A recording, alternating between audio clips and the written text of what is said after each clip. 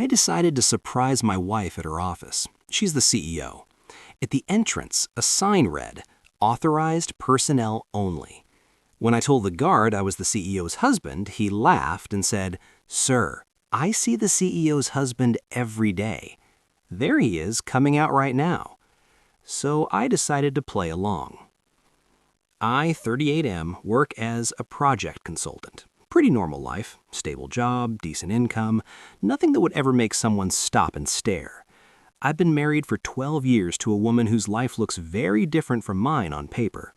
My wife is a CEO, not a startup influencer type, real corporate power, board meetings, legal teams, security, the whole setup where people suddenly become very polite when she walks into a room. That difference never bothered me. We didn't meet when she was powerful. We met when she was exhausted, ambitious, and stressed about bills. I supported her career without keeping score, changed my schedule when she traveled, handled things at home when her work exploded. I honestly believed that was what partnership meant. You build together, even if one person ends up more visible than the other. This all started on a Wednesday that felt painfully ordinary. I wrapped up a client call early, no meetings left. On impulse, I stopped at a florist, bought flowers, and decided to surprise her at work. No message to her assistant, no warning, just lunch together like we used to do years ago. Her office is one of those downtown glass towers where everything feels cold and expensive. Polished floors, security desks, people moving fast with purpose. I walked in confidently, like someone who belonged there. I didn't even reach the elevators. A security guard stepped in front of me. "Authorized personnel only, sir." I smiled, still relaxed.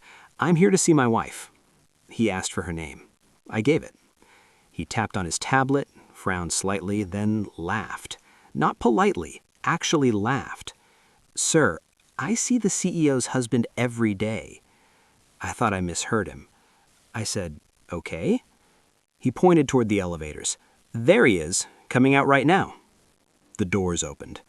A man walked out, mid-40s, tailored suit, confident walk, expensive watch. He moved like someone who had authority in that building. The guard smiled at him and greeted him like they were familiar. I stood there holding flowers while the guard casually pointed at a stranger and told me that was my wife's husband. I didn't argue. I didn't correct him. Something cold settled in my chest instead. I just said, "Oh, guess I mixed up the day." The guard shrugged, completely uninterested. I thanked him and walked out. I didn't drive home. I sat in my car across the street for almost an hour.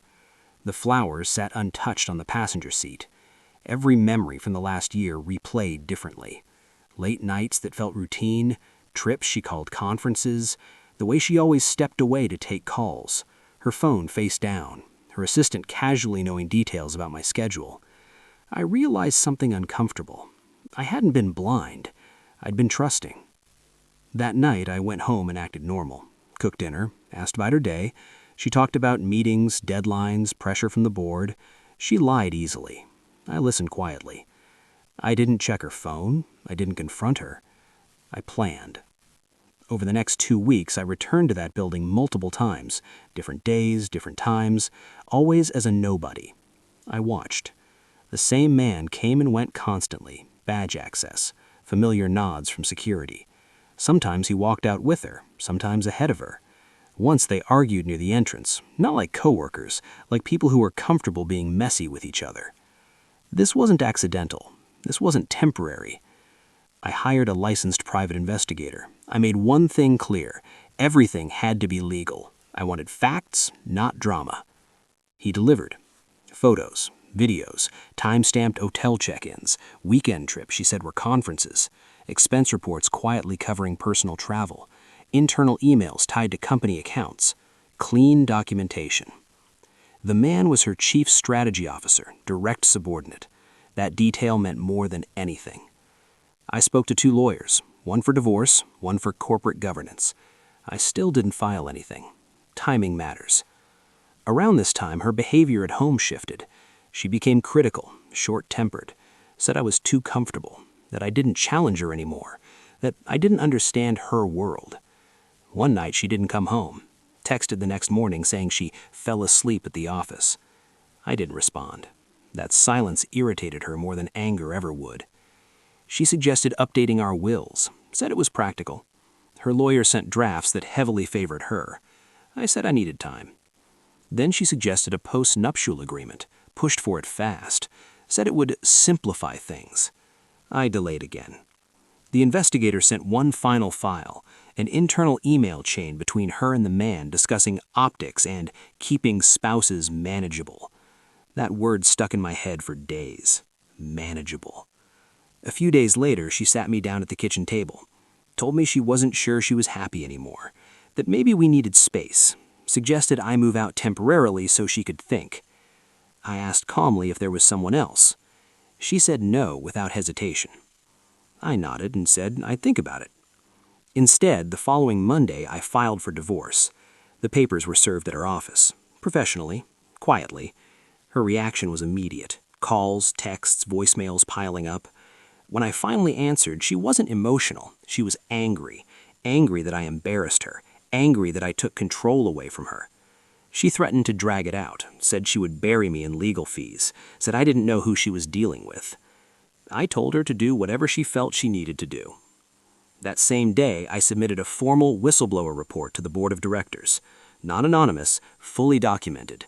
Expense misuse, undisclosed relationship with a direct subordinate, conflict of interest, breach of fiduciary duty.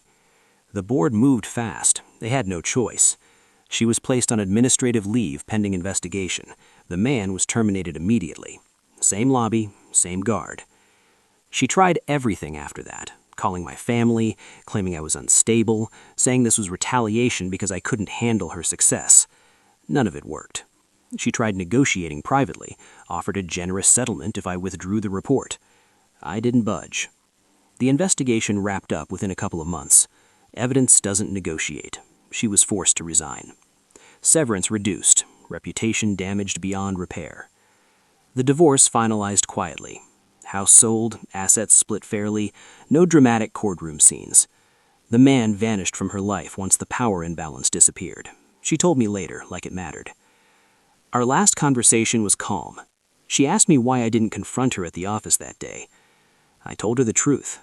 Because she would have lied, and I wanted consequences, not explanations. I moved on slowly, steadily, one decision at a time. If there's one thing this taught me, it's that entitlement survives only when you hesitate. The moment you stop reacting emotionally and start documenting, everything changes. And if you stayed till the end, you probably enjoy watching entitlement collapse under its own weight. Subscribe and stick around. Some surprises are worth waiting for.